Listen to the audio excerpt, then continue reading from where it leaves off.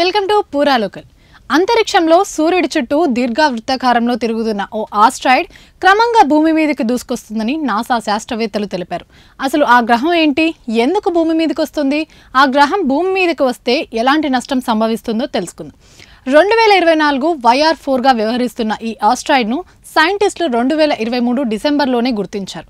అప్పట్లో ఇది భూమి వైపు వస్తున్న విషయం గుర్తించినప్పటికీ భూమిని తాకే అవకాశం కేవలం 1.2% మాత్రమే ఉండడంతో శాస్త్రవేత్తలు దీనిపై పెద్దగా దృష్టి పెట్టలేదు. అయితే ఈ ముప్పు రోజు రోజుకు పెరుగుతోందని, ఈ ఏడాది చివరి వారంలో 2.8% పెరిగిందని చెప్పారు. తాజాగా నాసా శాస్త్రవేత్తలు ఈ నెల 13న మరోసారి గ్రహశకలం కదలికలను పరిశీలించగా ఇది భూమిని ఢీకొట్టే ముప్పు 3.2% పెరిగిందని కొంత ఆందోళన వ్యక్తం చేశారు. ప్రస్తుతం తన కక్షలో సెకనుకు 15 కిలోమీటర్ల వేగంతో దూసుకొస్తుందని వివరించారు.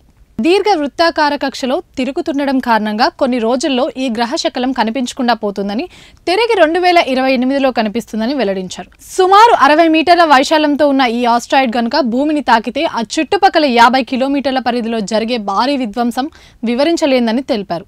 ఆస్ట్రాయిడ్ ఏదైనా సిటీని ఢీకొడితే అది నామరూపాలు లేకుండా పోతుందని హెచ్చరించారు. ఈ గ్రహశకలం 2032 డిసెంబర్ 22న భూమిని ఢీకొట్టే అవకాశం ఉందని హెచ్చరించారు. అప్పట్లో హిరోషి తమపై వేసిన అణుబాంబు కన్నా దీనికి 500 రెట్లు అధిక ఎనర్జీ ఉత్పత్తి అవుతుందని వివరించారు. అయితే పరిస్థితి అంతదాకా రాదని, 2024 YR4 ఆస్ట్రాయిడ్ 99% భూమికి సమీపంలో నుంచి వెళ్లిపోతుందన్నారు. ఢీ కొడుతుందని ఖచ్చితంగా తెలితే దానిని అడ్డుకొని దారి మళ్లిస్తామని నాసా పేర్కొంది.